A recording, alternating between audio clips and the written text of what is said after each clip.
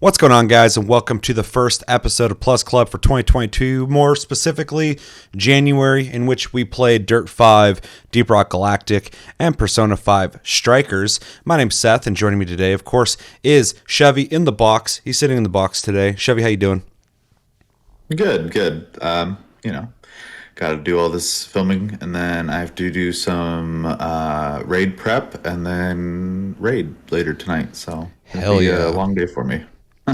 All right, good to hear. Sarah, how you doing? This is Sarah. Welcome, Hi. Sarah. Hi. I'm good. Awesome. And, yeah, we got some possibly Icarus, Rainbow Six Extraction, or Deep Rock Galactic to play later. Yes. So that'll be fun. World War Z. Or World War Z. We could play that as well. Yeah, so we're going to be talking about the games we played throughout January, but before we do that, we got the games for February announced already, and those games are UFC 4, Planet Coaster Console Edition, and Tiny Tina's Assault on Dragon's Keep. Chevy, what are you thinking about those games? I think they're very varied. That was a terrible sentence. Yeah, I hate saying that. I've dabbled. They're quite varied. There we go. Which I think is a good thing. It'll be nice to try out all three of those games. I would have never bought any of them. So Yeah, that's the most exciting thing I for think me that's about this one of month. Yeah, I think that's one of the biggest perks we've brought up a couple times for PlayStation Plus. Though is usually a good opportunity to try things that probably would not have spent money on. So Yeah. Yeah, I feel the same. I'm always most excited. I know some people are like waiting for like the big bangers, the AAA games to get on PlayStation Plus, and we get those sometimes, but I get more excited about the games that I'm not going to buy because for the purpose of the channel mostly, but also my curiosity, I get to try games that I didn't go out of my way to go buy at full price. So I am excited about these because even though I do like the UFC games that I've played in the past, I have not been playing them recently. I didn't even know they're making them still. So to play UFC 4 will be interesting. I used to really enjoy them. So this will be cool to visit. Planet Coaster, I played games like it. I actually think I have played Planet Coaster. I think I have it. But console edition, I honestly am the most curious about this to see how it plays on console, if it works well, and how much time I will be spending on that. And then Tiny Tina's Assault on Dragon's Keep. I don't remember if I've played that or not. So I guess I'll find out. And it's going to be Borderlands, so it'll be fun enough. It'll be cool to play with other people and, just spend a day playing that. Although, I am still burnt out on Borderlands since Borderlands 2, even though I did complete Borderlands 3. I didn't go back to it. So, yeah, I'll give it an honest shot, but we'll see how much time it takes from me. Sarah. I'm actually excited to play UFC 4. I guess grew up playing a lot of like wrestling games because I was really into wrestling as a kid. And more recently, don't really play games like that anymore. So I'm kind of excited to try it out. I haven't played a UFC game since UFC 2, and I played that pretty briefly. So that'll be cool. Planet Coaster, whatever, Tycoon. That's the name, dude. That's the name of the game. I guess I'm excited to try it out. Mostly, I think I probably won't like playing it with a controller, but we'll see. And then Tiny Tina, I forgot that game even existed. I've never played it, so. So you're really excited to play it? No. Yeah, Planet Coaster, its console experience will make or break it for me. Yeah. Can you get it to run and play well on console? If you can, you get extra points. If you can't, maybe you shouldn't have done it. That's a big factor of what I'm going to be thinking about when I play this. Yeah, not everything has to be available on every port, Yeah, but if you can make it work, then great, because then people who don't have access to PC gaming get that option, which I'm definitely a fan of. So, were you gonna say something, I Sean? think I was gonna say I think we played Cities before on Yeah, console, Cities XL. and it played fine. Yeah. So I could as long as they put it in a somewhat similar format, I imagine it would work fine. We also played Tropico 6 or 5. on I don't even console. remember playing that game. Yeah, me neither. But I remember talking about how it wasn't that great in like the console experience. But I do remember Cities XL was not my preferred way of playing, but was Yeah, playable.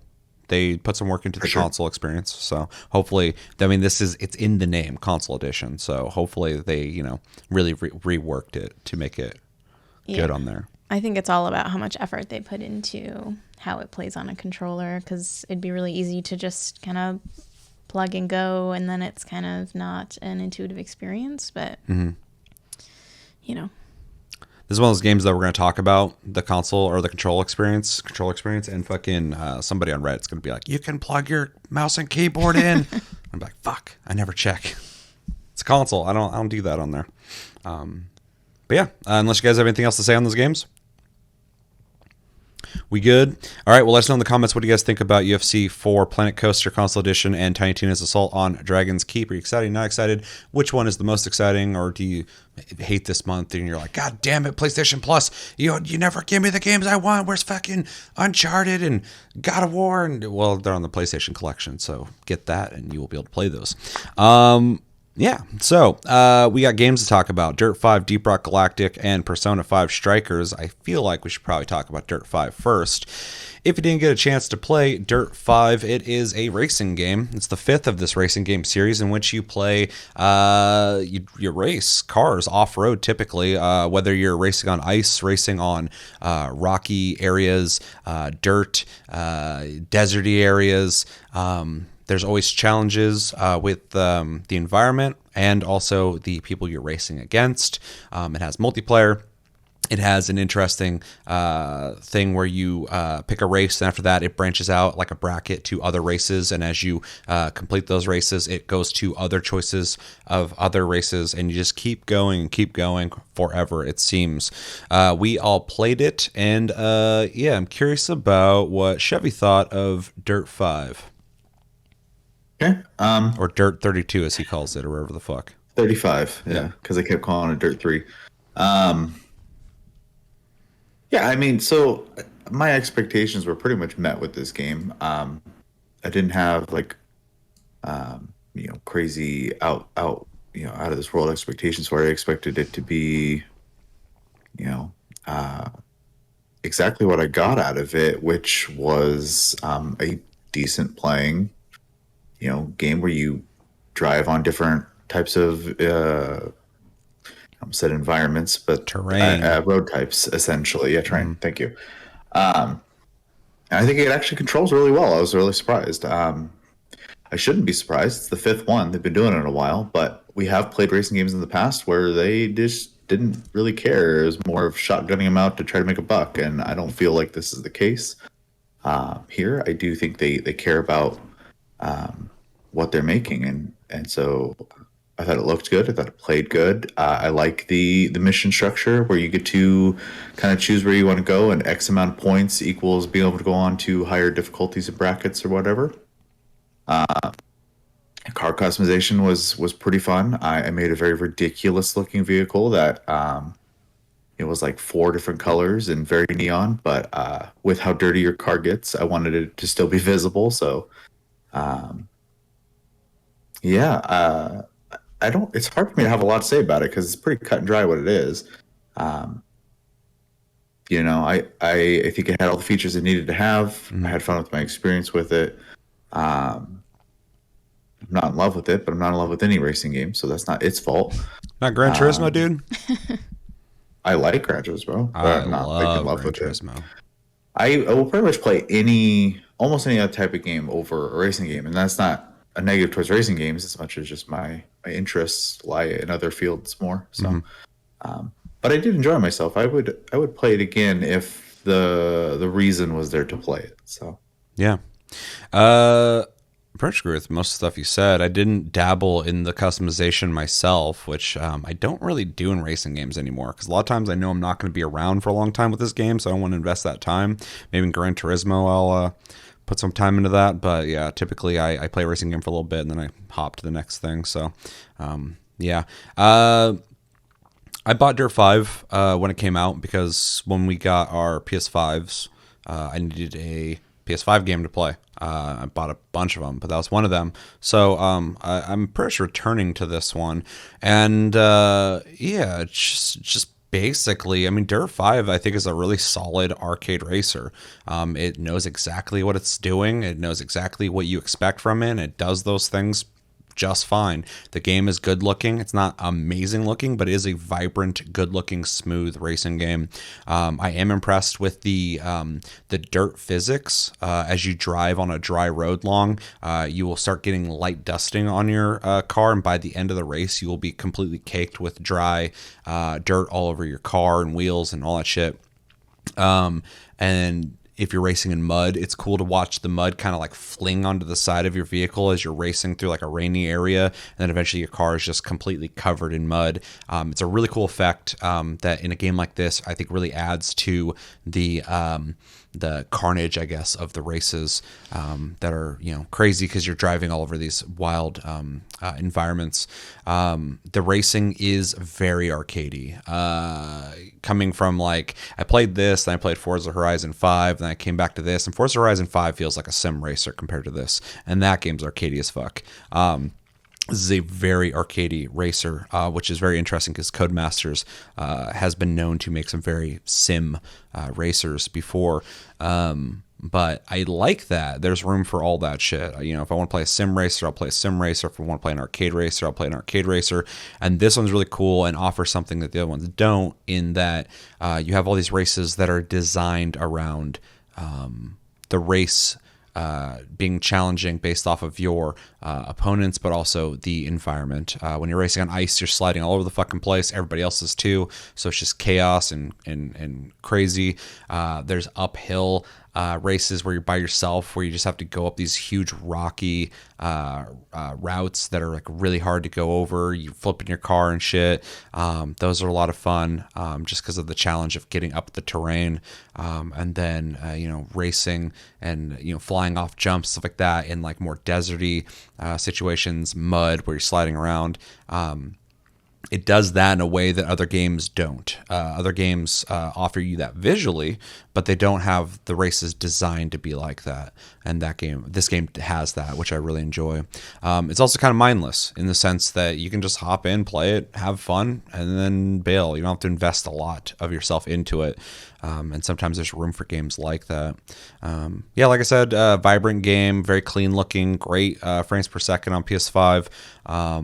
Racing that's fun and varied. I do also like the race structure. I think it's neat that you just unlock races as you go. And if there's another race you want to do up there, you can do this race to get to that race. And it has this like free-flowing system that feels like you can just keep playing and playing and playing as long as you want, which is essentially what I did. And yeah, I mean, overall, I think Dirt 5 is a very solid arcade racer. It's probably one of the best ones I've played, honestly. I always think back to the Crew 2 and how that could have been a great arcade racer, and it was awful in my opinion. And so I really appreciate games like Forza Horizon 5, Dirt 5, and other arcade racers I can't think of. But yeah, really, really solid game. Great across the board, and it knows exactly what it's trying to be. Sarah? Yeah, you know, I thought Dirt 5 was really fun. Once you get past like the 12 agreements and the extra layer of signing in to some other thing they have to do. I really enjoyed the game. I really like that off-road kind of dirt racing feel. I think that the controller feedback on the DualSense was probably my favorite thing about the game. Mm-hmm. I just wanted to keep racing because it like felt so good, like you're racing on dirt and you really feel it. And you know, kind of adding that like environmental effect to it makes it more interesting. I thought there's like a driving aids and you can like adjust how much it's assisting you, mm-hmm. Which I thought was really interesting because there was a lot of options, like a lot of things you could change to kind of like modify the difficulty of the game, which I thought was cool. You know, just like other dirt games, I feel like the customization of the cars was cool. I played around a little bit with the custom maps, actually, that people have made, and that was really interesting. Yeah, it adds another layer. Like, I mean, I didn't try making anything, but playing some of the things, the ridiculous things people have come up with, where there's like a very specific way you have to do the race to finish it. That was kind of fun. Yeah, I don't think I dabbled in that. Yeah, it was pretty cool. But yeah, I don't know. It's just, I think, just a solid, fun racing game. Again, with the kind of like off-roady feel to it. Like when we were playing Forza Horizon 5, those were like my favorite races, is the ones that we were like, kind of off-roading. Just bombing down dirt roads and shit. Yeah, so it's kind of cool to play kind of a game where that was the focus of it. Yeah, I don't know. I don't feel strongly generally about racing games, but I really liked this one. Yeah. One thing you said that I wanted to kind of add to, I was thinking about this. So when I first got, and I actually have a video on the channel if you're curious about this at all. The first time I used the DualSense, it like blew my mind. I was like, holy shit. And that's kind of faded over time as you kind of get used to it. But at the same time, I don't know if I actually have gotten used to it or not, because a lot of games kind of half-ass it. They kind of do like more traditional vibration in the controller that you're just used to because they don't want to fuck with it. And I can respect that. Like, you're just like, we just made the game. Like, we're not going to do the whole DualSense thing. And some people kind of play with it a little bit, but that's the worst. I'd rather you go all in or not program it at all, because the half-assed ones are like kind of boring. But then I've been playing Returnal lately, and this isn't Tastecast, but I've been playing that lately, and the vibrations are like fucking amazing. They're so cool feeling. I'm like, oh yeah, that's what this controller does. Oh yeah, and then like Ratchet and Clank has really cool vibration, and then Astro, the whole Astrobot thing, that had a really good showcase. It's what it's meant to do of what the controller can do, and then Dirt 5 also actually has those different vibrations of almost feels like rocks are kicking up under your car, because you get little pings of vibration, then heavier ones every once in a while, like a bigger rock hit your car, something like that. Like you feel like you're driving on gravel, and just made me think of that when you brought up the DualSense experience with Dirt 5. Yeah, the trigger feedback especially I thought was really good. It's very reminiscent of like, I feel like how your foot feels like on the pedal when you're actually driving in that kind of environment. Like if you slam the gas and you're like in mud, you're gonna not get very far. And it kind of feels the same way when you're playing Dirt on the DualSense. So I believe they're doing something similar to that with Gran Turismo as well. They said they're gonna like, if you're like brakes lock up and shit, you're gonna feel it in the controller. Yeah, so I really appreciated that touch, because I mean I agree with you. I think the DualSense isn't always used to its like full capacity, and I really appreciate really anything that games do with it, but especially when they put that much effort into it. Yeah, agreed. Anything else? Nope. All right, well, let's start with you then, and have you grade Dirt 5. Or no, no, recommendations first. Recommendations. Right? Chevy? I'm not used to this when you're not in the room. Let's jump into recommendations first. All right, so who would you recommend this game to?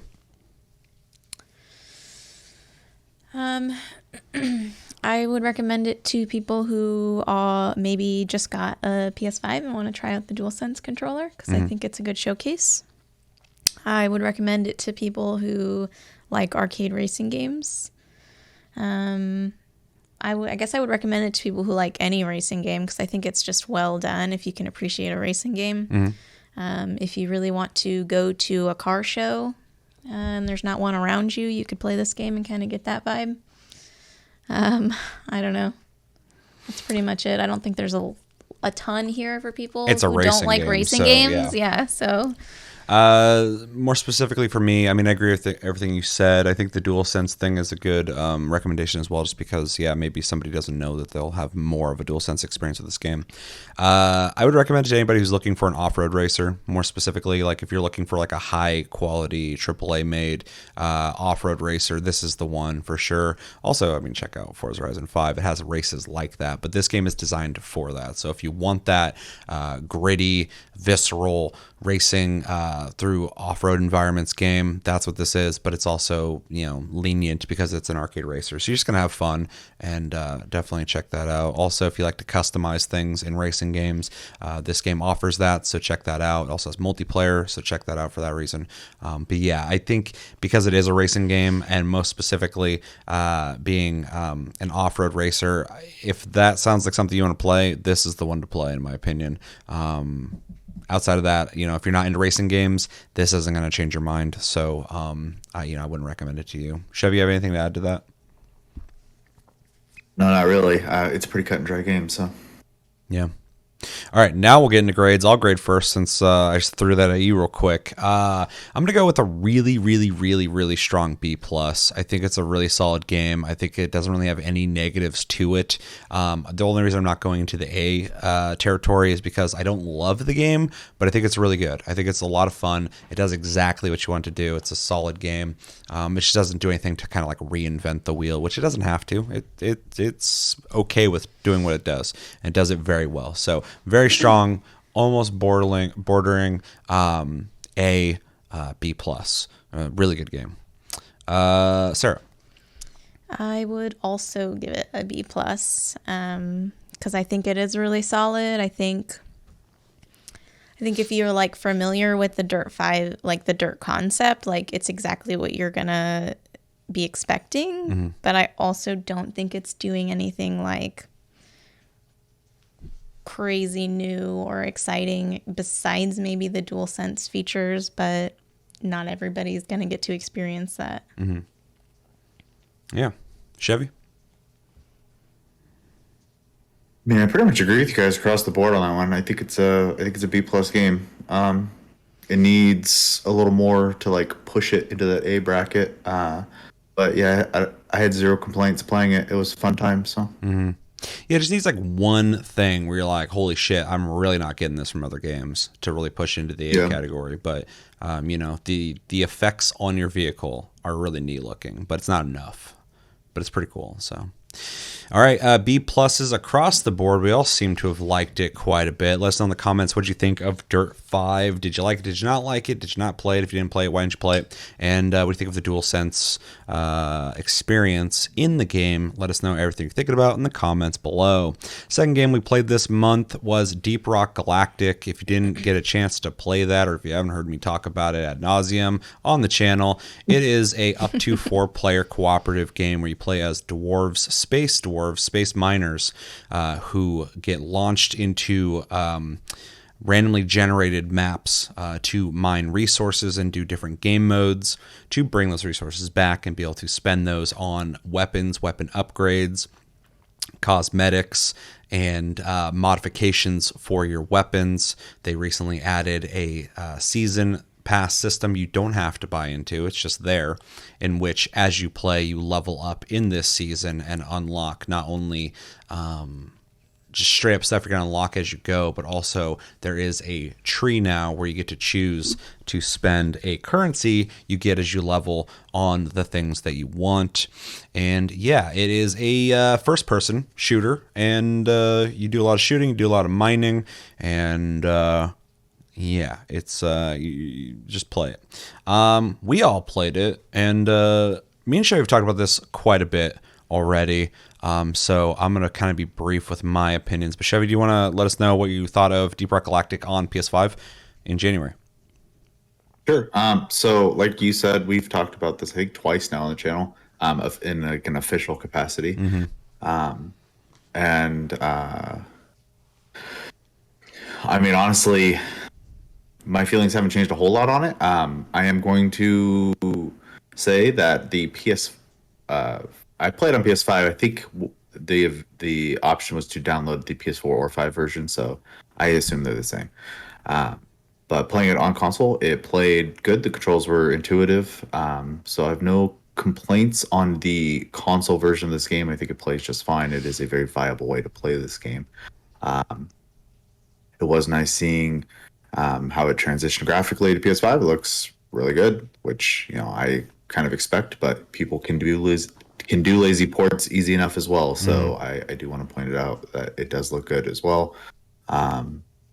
And yeah, Outside of that, I'm not the largest fan of this game. I That is not a knock towards the game. That is just a personal preference. So my experience, I kept it pretty short, having done this twice now. This three times now, I should say.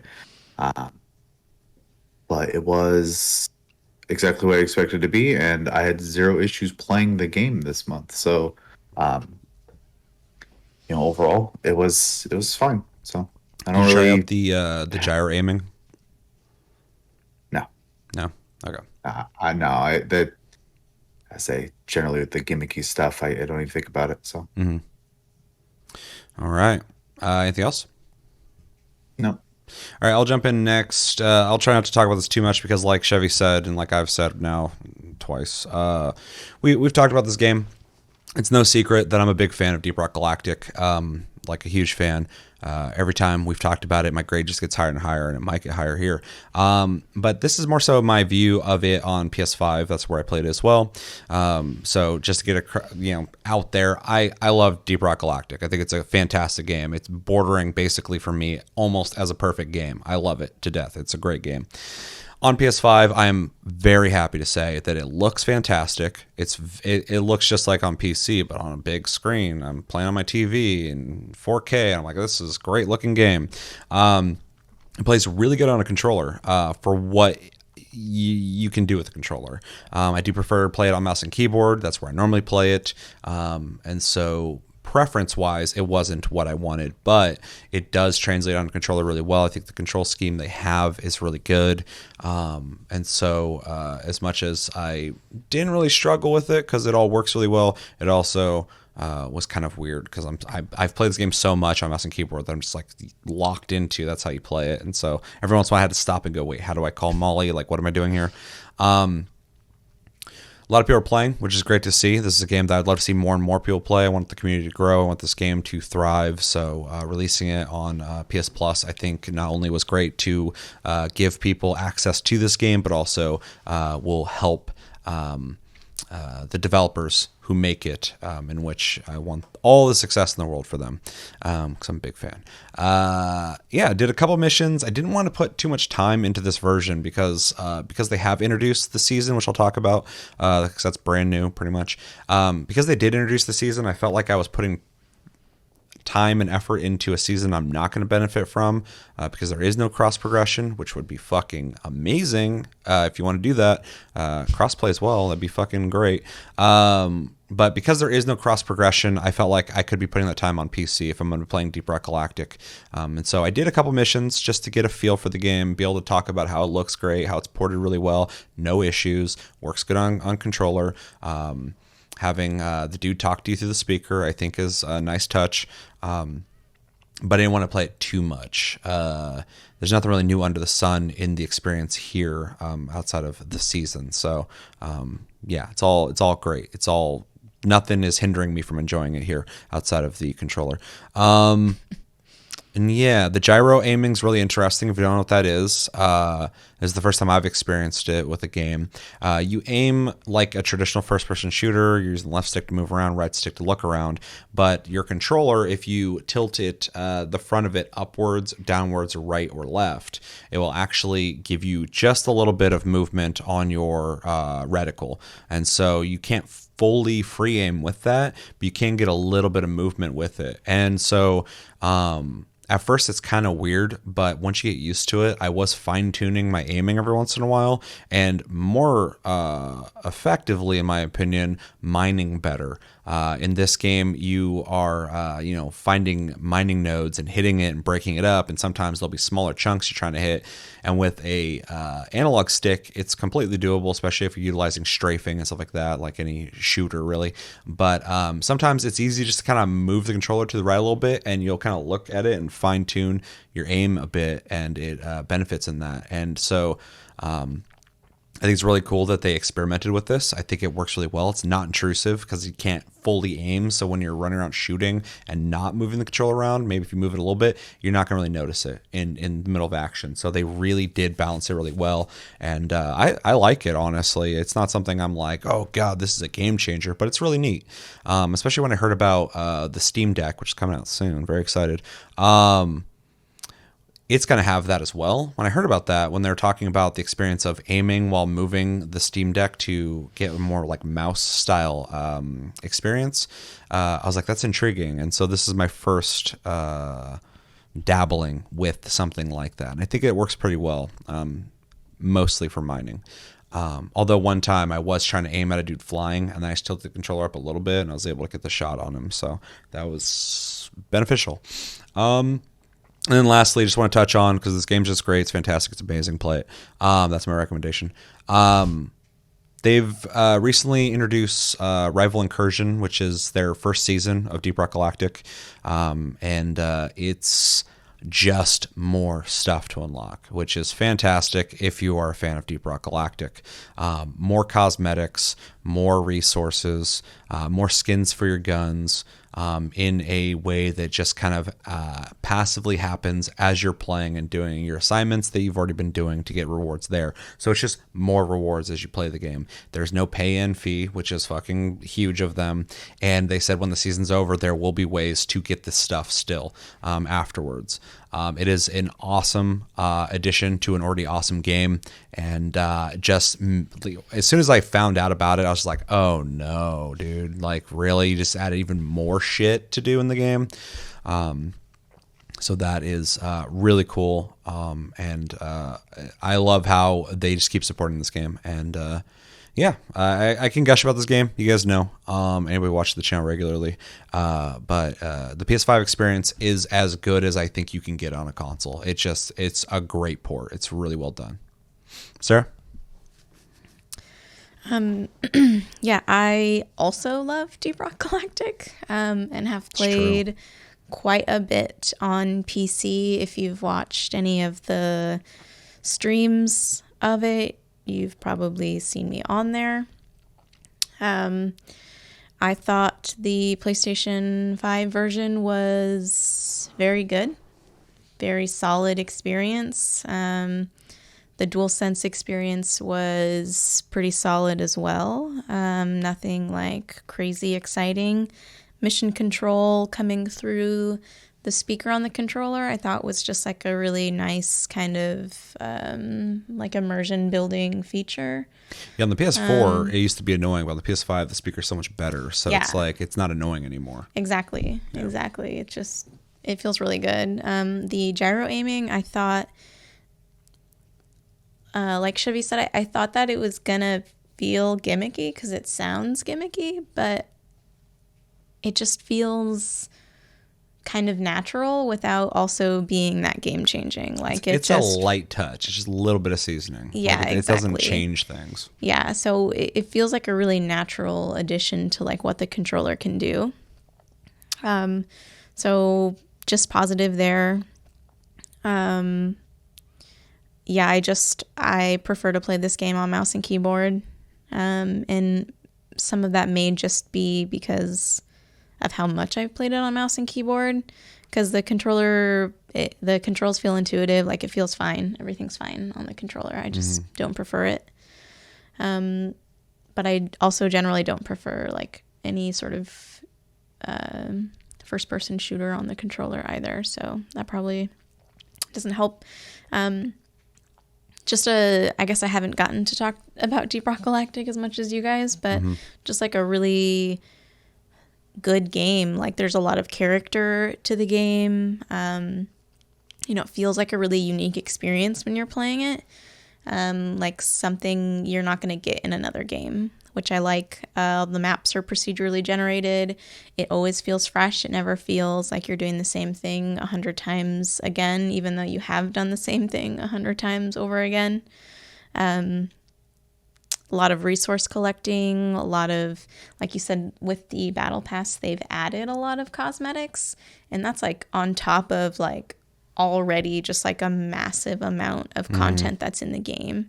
There have been adding new biomes and new game modes, so it's just like a well-supported game. I think the timing of it coming out on PS Plus is really good with the battle pass coming out. Kind of around the same time. Also, they've started their, I think, announced their Kickstarter for the Deep Rock Galactic board game. Which we got to get. Yeah, so again, just like all around, like really solid timing for them to release this game. The amount of positive feedback I'm seeing on Twitter, especially about it, because I follow the game. People are loving already. Yeah, like a lot of people tweeting about it, tweeting at them about how much they love the game. So that's really exciting to see for them. One of my favorite things about Deep Rock Galactic is how solid the experience feels, whether or not you're playing it with other people. So like when you're playing alone, like solo, you're playing with Bosco, your little drone dude, and like it never feels like I can't do something if I decide to want to play by myself. Mm-hmm. Like this game is still solid. It feels a little bit different when you're playing with Bosco, but just great. It's not ideal, but it is. Everything about this game is very thoughtful. They really thought about everything, and so the solo experience, Bosco makes up for a lot of the slack for not having people who are also helping mine and reach locations, stuff like that. Right. Yeah. Like depending on what class you're playing, if you can't get the resource node like on the ceiling or whatever, Bosco can get it for you. He shoots rockets. Like, he kind of just like supplements you in the way that other players would. So a lot of times multiplayer games feel like you can't play them necessarily the same way if you choose to play solo or if you are playing solo. And I think this game really fills that gap well.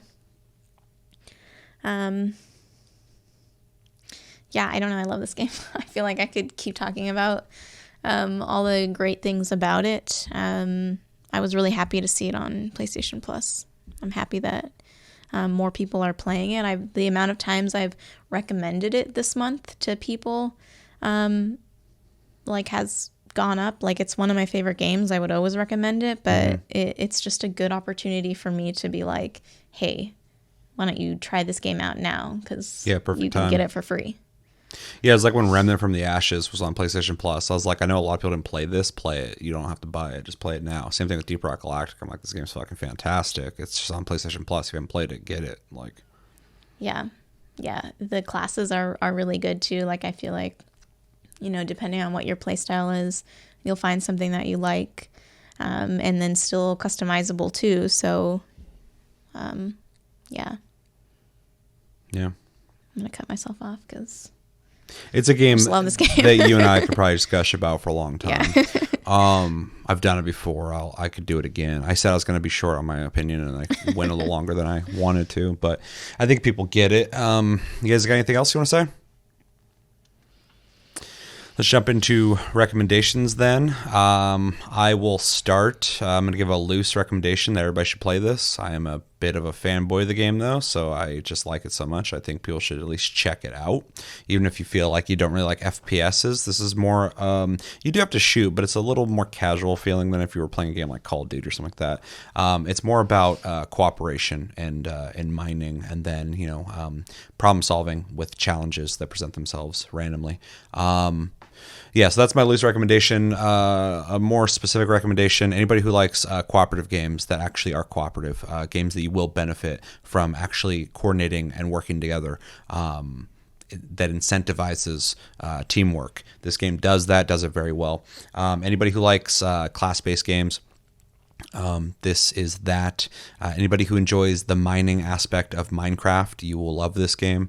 There is a lot of downtime where you're just collecting and looking for resources in procedurally generated mines, so it's always replayable. You're always in it. I've never been in the same place twice. It doesn't happen.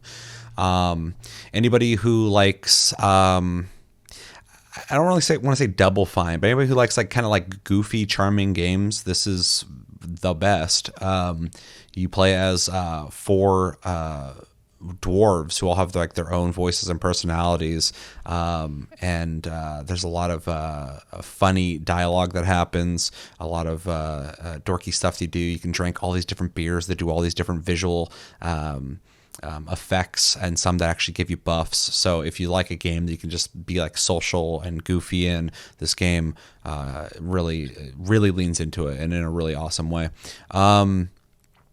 If you like games with long progression, like a forever game you can just keep playing for a long time, put a lot of fucking hours into, level up things, get perks, get cosmetics, change your pickaxe's design just for the visual flair of it. You can really sink a lot of time into this. So if you need a game that you just want you and your friends to just grind and get into, this is one of those games that has an end game with its deep dives and yeah, there's a lot to do here. And yeah, those are my specific recommendations. But again, I would recommend this to everybody. If you're thinking, should I try this? I've never played it. Yeah, check it out. Especially if you got PlayStation Plus. Check it out. It's one of my favorite multiplayer games of like all time. So yeah. Anybody got recommendations? Throw them out there. I kind of agree with you. I think this is a game I generally recommend to everybody, especially if they're looking for like a unique experience. I think if you're the kind of person who just plays lots of different kinds of games, then you'll probably find something that you do like about this game. Kind of, you were mentioning all the like little details that they've added. You know, there's even like dice in the drop ship that you can just slap. Like there's a bobblehead in the bar that you can slap. Like there's a barrel throwing game.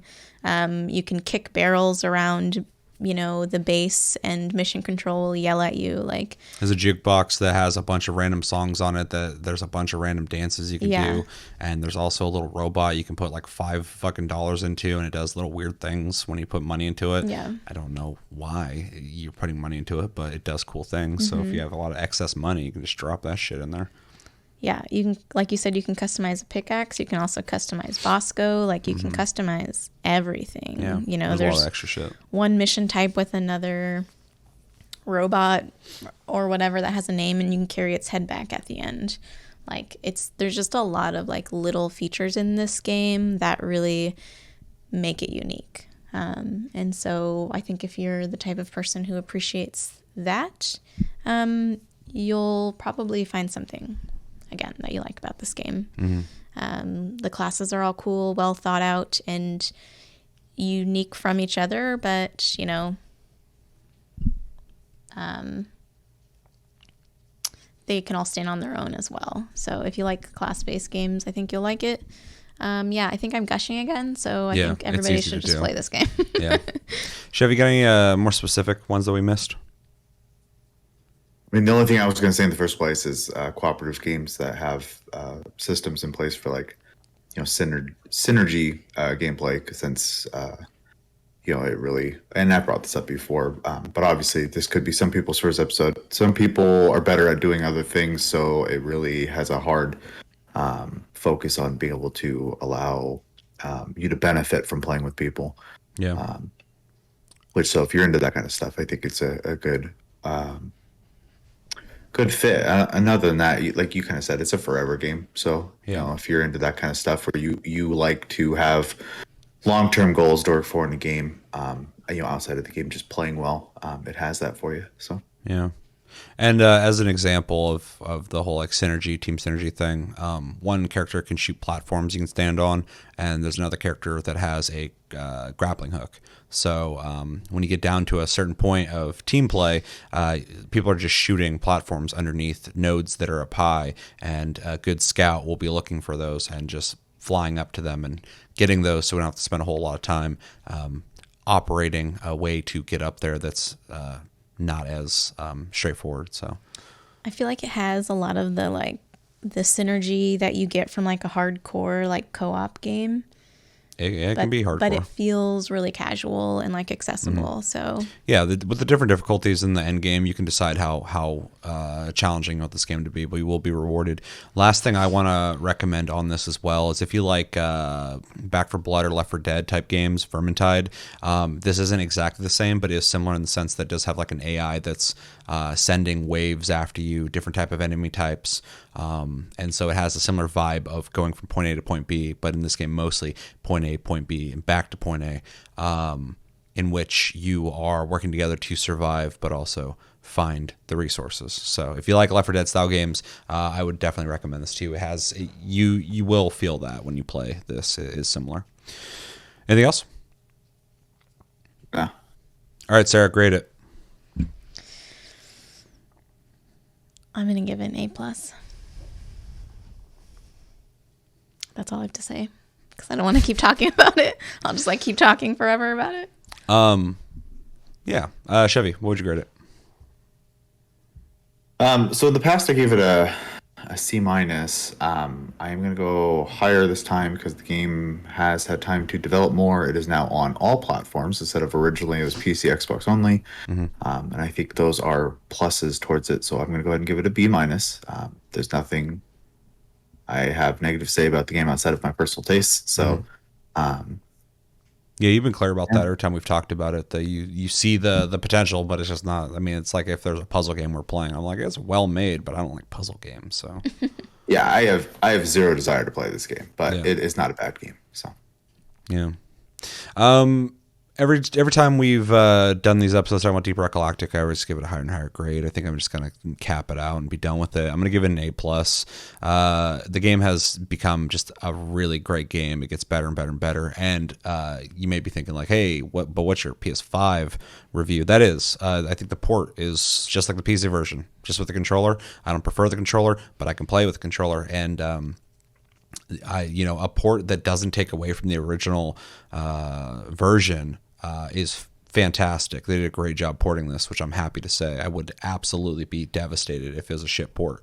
And yeah, so with that, the game is awesome. It's one of my forever games. It's definitely one of my, if not my favorite cooperative games out there.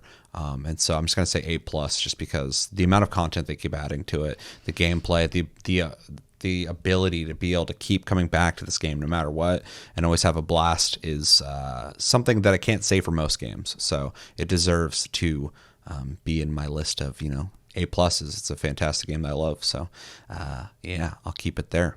Anything else you guys want to say before we move on to the next game? All right, let us know in the comments what you guys think of Deep Rock Galactic on PS5. Did it come out on PS4?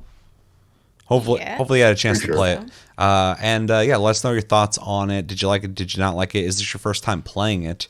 Are you guys happy that we won't be talking about it again? I'm sure I'll find a way to talk about it again. I got fucking months where I get to pick the game of the month. And yeah, let me know everything you're thinking about when it comes to Deep Rock Galactic in the comments below. Last game we played was Persona 5 Strikers, which surprising to me is a direct sequel to Persona 5, not Persona 5 Royale. I found that out, but Persona 5, it is a direct sequel to it, made by Omega Force, who make the Dynasty Warrior games, and this sometimes is a Dynasty Warriors game where you continue the story of Persona 5. It is a kind of adventure social game, kind of an RPG, and also kind of a hack and slash Dynasty Warriors game where you and a bunch of friends intercept, what are they called? Castles or the fuck in people's minds? You go into people's fucking... Do you know? I can't remember the terminology because I skipped a lot of the story in this on purpose. I'm not going to go into the story. So yeah, anyway, it is a hack and slash adventure game. It's a sequel to Persona 5, and yeah, in certain areas you will fight multiple enemies at once, like Dynasty Warriors, but very much like Persona 5, you're able to use your personas, which are essentially Pokemon, as abilities. You're able to merge personas together to create new personas. You're able to upgrade those personas and use them in battle while you're hack and slashing enemies. It also has very basic stealth mechanics in which you essentially look at an area, hit a button, and now you're hiding there. And when you look at an enemy, you can attack them from there. And it has a bunch of little systems where if you stun enemies, you can do like finishers on them, and has boss battles. and continues the story of Persona 5. When you're not doing the combat, though, you're walking around like a little Tokyo area, talking to a lot of characters and building story and relationships with them, with some very chill music. It's very relaxing. And yeah, we all played it, but quick caveat, Sarah did not play Persona 5, and Chevy and I have played Persona 5, but we did not finish Persona 5, so we both refused to partake in the story of this and skipped a lot of the cutscenes. So if it sounds like I don't know what I'm talking about storyline-wise, I really don't. I just know homeboy's back from college. And at that point, I'm like, I don't want to hear any more on this, because I haven't played the first game all the way through, so I don't know what the fuck is happening here, and I don't want to know. But we did play it. So that being said, I almost said Chevy, but you started the first two games. So, Sarah, what were your thoughts of Persona 5 Strikers in January? Yeah, so like you said, I haven't played the previous game before. I honestly didn't have any idea what I was getting into when I started this game, and I didn't know what the game was like at all. I think I briefly thought it was like a fighting game at one point. Yeah, me and Chevy thought that too before we played it. But yeah, getting into it, they do an okay job of like telling the story. Like, I didn't feel like there was anything I didn't understand, but it did kind of feel like I was watching like season 5 of an anime and I hadn't seen the first 4 seasons. Mm-hmm. Like you could tell something had happened before that they all did together, but I never felt like confused necessarily about what was going on. So yeah, it kind of feels like, it reminded me of Yakuza Like a Dragon, in the way that it plays. Like you have like these dialogue cutscenes, that are, super tedious. Like, I'll just say it, like it's super tedious, kind of over explaining like simple concepts, which was frustrating. Like there was one part where they were just explaining what an AI was, and I was just kind of bored. But yeah, and then sort of like linear exploration that you do, also kind of boring. And then you have combat and this like dungeon experience kind of. But combat, I hated the combat. Like, I think more than I hated anything else about this game. It feels so chaotic, but like not in like a rewarding way. Yeah, I didn't enjoy it. Like I said, it feels like Yakuza, but it's kind of feels like it's taking itself more seriously. It's like these college kids, or some of them are in high school, or I don't know, like fighting Mommy Wonderland. I don't know. College kids versus Mommy Wonderland, dude. Yeah, that should have been the name of the game. Yeah, there's like a real Alice in Wonderland vibe, and there's one part where she like has her boot above some guy's face, and so there's a couple scenes with her that this is like the first villain in the game, but she's like stomping on dudes, and I'm like, you understand there's a whole generation that fucking this can be porn for, dude. They fucking love it. Mommy Wonderland, dude. Yeah. Yeah, the dialogue I also felt like wasn't that good in and of itself. They do this like, it's kind of a pet peeve of mine, but they do this like / like within the dialogue, which doesn't feel like a natural way that you would talk. It's like text-based, but also like it's supposed to be dialogue. I don't know. Maybe that's just like a nitpick, but I didn't like What do you mean, like the spoken dialogue or the way it's written? the way that it's written. Okay. But it's dialogue. Like you wouldn't use a / doesn't apply in dialogue, but it's like within the written dialogue that it's showing you. Gotcha. And that's just kind of a nitpicky like pet peeve of mine that I really hated. All the characters looked weird. You had like nerdy college boy whose like eyes were too far apart, and like I don't know. I like the cat.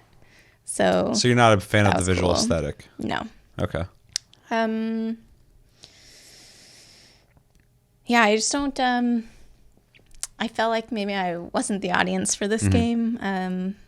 I liked it. I know that I have like a lot of criticisms about it, and I didn't love my experience really, but you know, it was fine enough. There wasn't any like I wouldn't say that it was a bad game. I just didn't really enjoy it. Yeah. No, I mean that's fine. We need more critical views on games sometimes on the channel, because fucking me and Chevy are just too understanding about things. Like, well, they tried.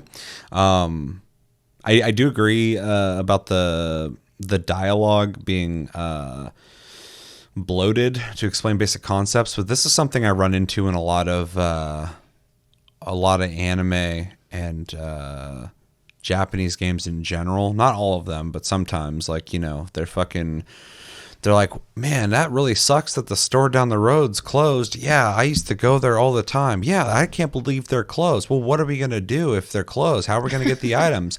You mean there's ways we can get items from a place that's closed? Yeah, if they're closed, we could find another way to do it. What about a delivery service? A delivery service? What is that? Well, delivery service is where people bring things to your door. You mean that they'll come to your door and bring you a box? Yeah, not only a box, but a box with the things that you ordered inside it. The things I ordered will be in the box. Yeah, they will be in the box. And it's like, okay, dude, come on, fucking no one talks like this.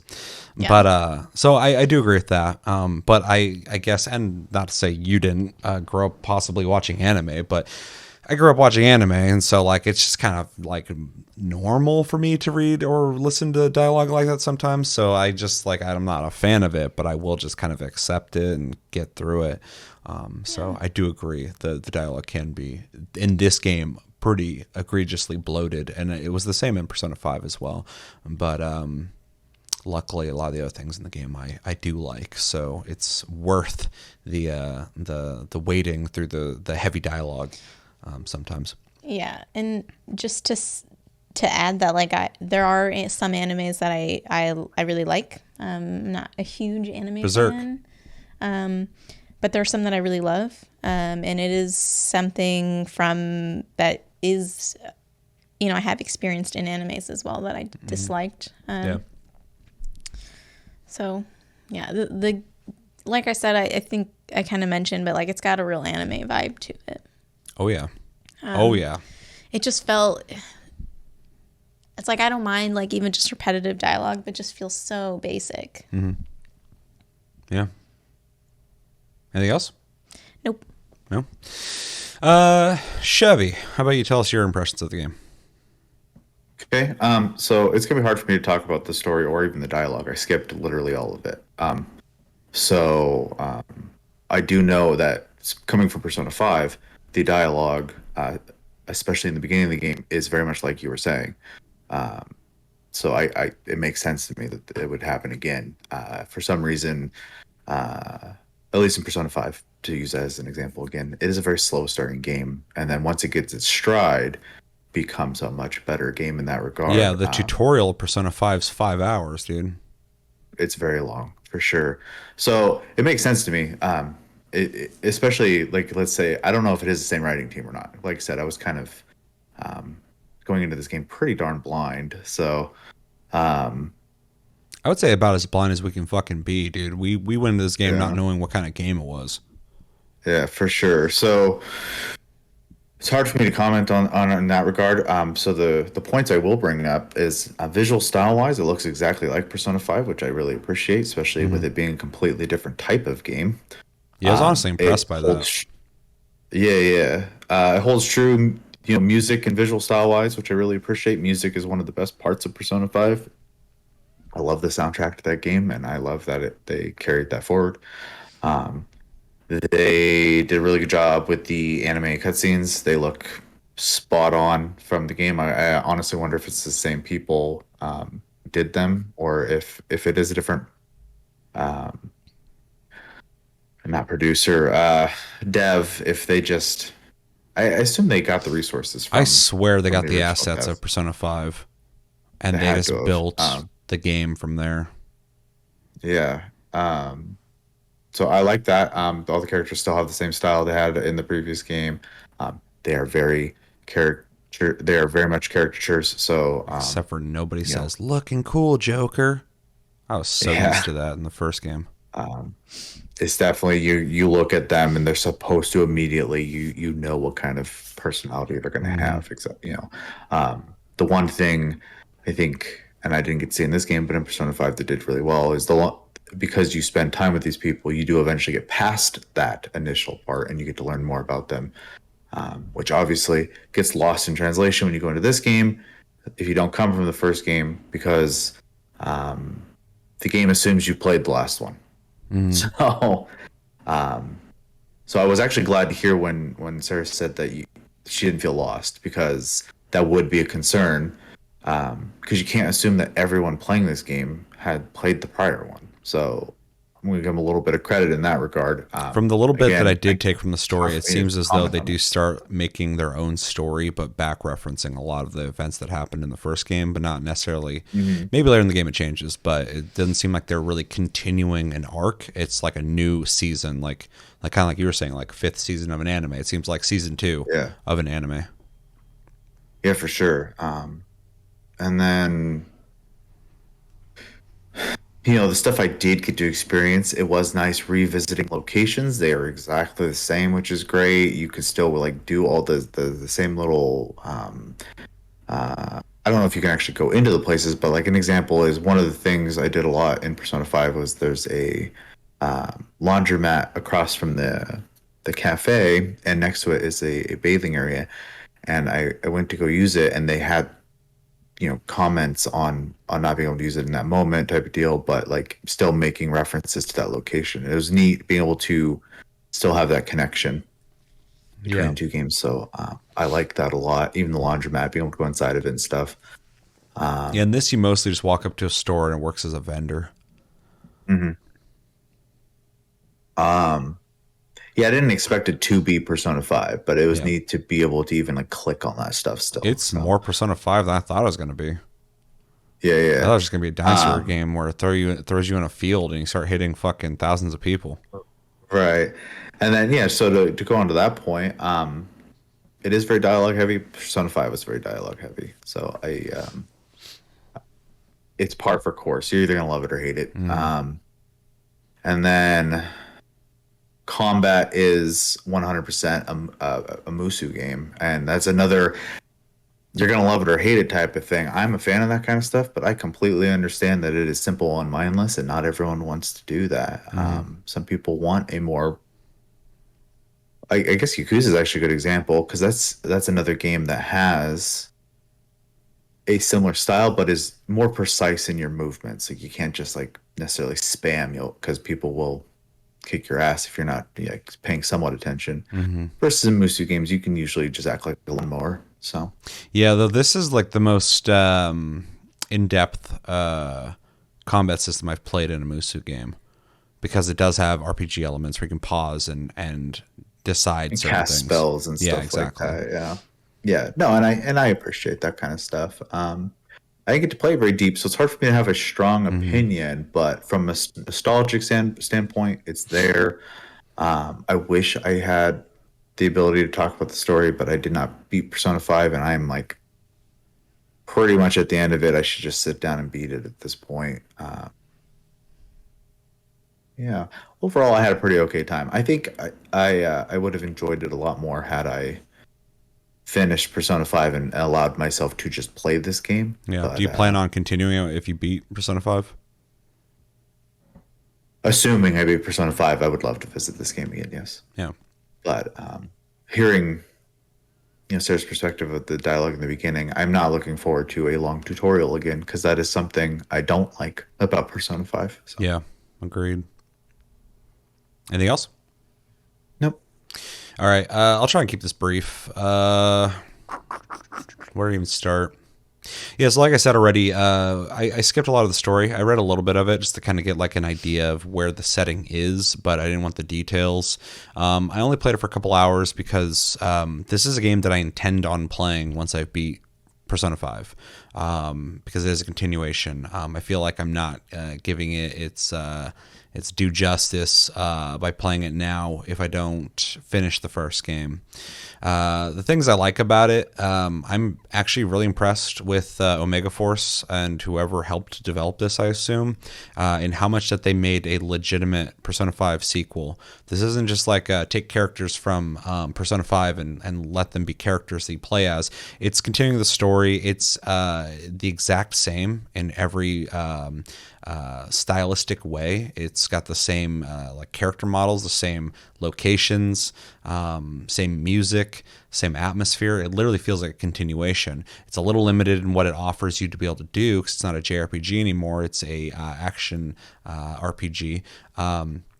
But it's still really cool. It feels like a legitimate continuation. When I found that out, I was like, oh shit, I got to beat Persona 5 because I want to play this and I can't yet.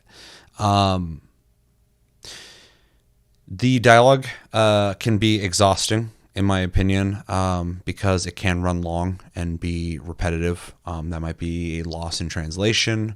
That could be just, not lazy writing, but not very accurate writing, I guess. I don't know.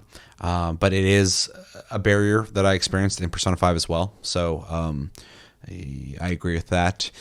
Combat I actually like, but like Chevy said, Musu games are take it or leave it. And I wouldn't even say to that point, because someone could like Dynasty Warriors and not like this still, because it's not the exact same, but it is similar. It's nothing revolutionary. But if you're a fan of Dynasty Warriors and a fan of Persona 5, it's actually kind of neat because it mixes both in a very interesting way I didn't expect. I do like that when you're in combat, you are fighting pockets of enemies like you would in Dynasty Warriors, but you're running into them the same as you would run into enemies in a JRPG. There's like patrolling enemies walking around, there's enemies just hanging out, and then when you run up to them, you can either sneak attack them to get the edge like people are used to in JRPGs, or if you just run into them, you have to fight them, and they normally spawn a group of people, and then you get the Dynasty Warriors experience.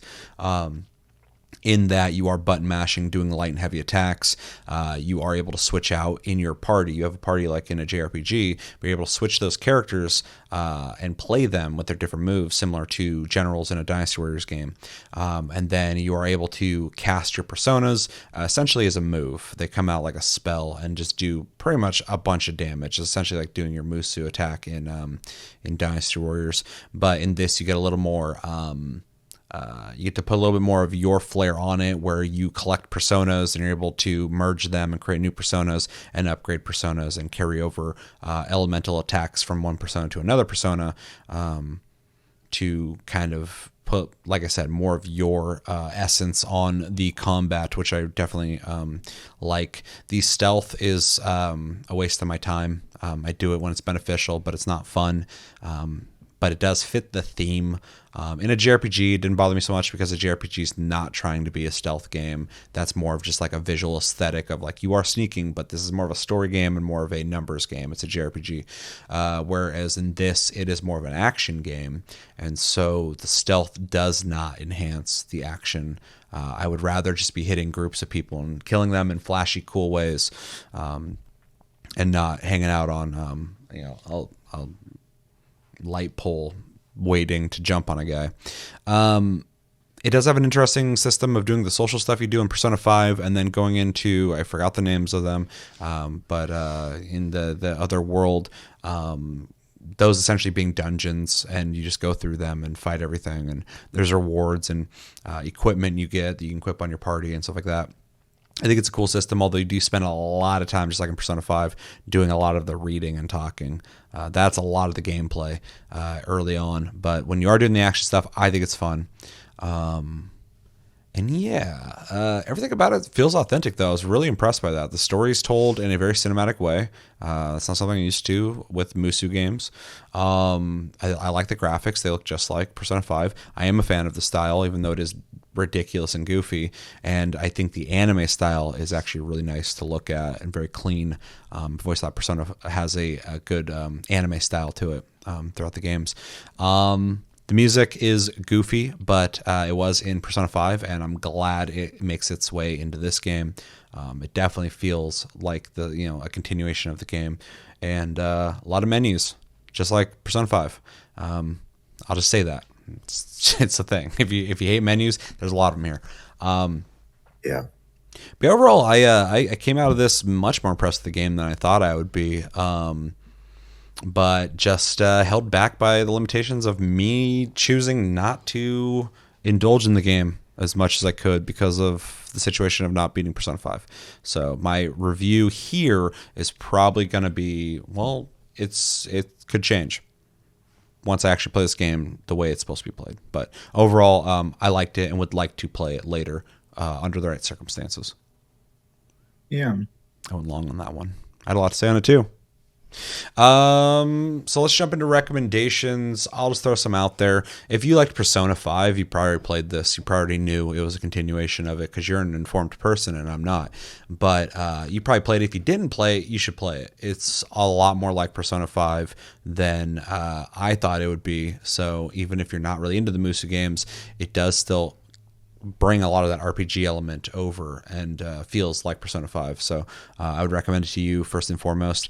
If you're into the Musu games and like JRPGs, check it out. If you like the Musu games, the Dynasty Warrior games, the fucking Zelda ones they made where you're just hacking slashing constantly, you're not going to be doing that all the time in this. So if you are a patient person or really like anime, you'll probably dig this, but yeah, if you just want to get in there and hit shit, this ain't happening in this. So it's a loose recommendation. If you're an anime fan, I would definitely recommend this. It's an anime. Feels like you're watching an anime. If you like JRPGs and you're okay with action combat systems, I would definitely check this out. It does feel like a JRPG in some ways, in a lot of ways outside of the combat. And even that kind of has a JRPG feeling to it. If you like the Persona games, check it out. If you like dialogue type games, you're doing a lot of reading, almost like a book, like you're reading like those AI Somnium File games like that. Visual novels. Visual novels, thank you. If you like stuff like that, you'll probably really dig this. And if you like social games, social simulator type games, this isn't exactly like that, but it does have a little bit of that flair. You do have relationships that you enhance through it, just like in Persona 5, and so you'll probably dig that as well if you want to be best friends with all the friendship people. Friendship forever. That's where I'll leave that for now. You guys have anything to add? Sarah's like, no. Do I? No one play it. Never play it. I agree. I would say I just kind of second your recommendations. All the recommendations you made are things that I wouldn't like. So I don't. And I didn't like this experience, really. So, yeah. I know it's for someone, but it's just not for me. Sure.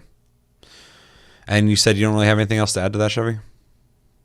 I think I really can. You pretty much have to. Loosely Pokemon. If you like collecting things and leveling them up and breeding them and shit, this has a basic system like that. Yeah. I mean, the only other tie-in I'm gonna throw in, I guess, and just because Persona is an offshoot of it anyways, but Shin Megami Tensei.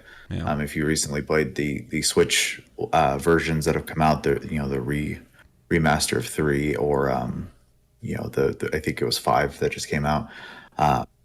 Persona comes from that series, so if you're into that, loose recommendation. Dude, the fucking new one, I've heard nothing but great things about. Yeah, I need to pick it up. I looked at it, I'm like, it looks fucking whatever, but everybody's like, it's really good. I'm really enjoying it. I'm supposed to be really hard too. Yeah, I heard that. I was listening to like Easy Allies, and like 3 of them like really like it a lot, but one of them was talking about how like one of the bosses is really hard. What'd you say? So Persona 5 gets pretty hard too, though. It's pretty unforgiving because you can't backtrack because it's calendar based, so you go forward constantly. Yeah, they definitely maintain the old JRPG mentality of actually having challenging bosses and stuff, whereas some newer ones have just become like fun experiences. For sure. Yeah.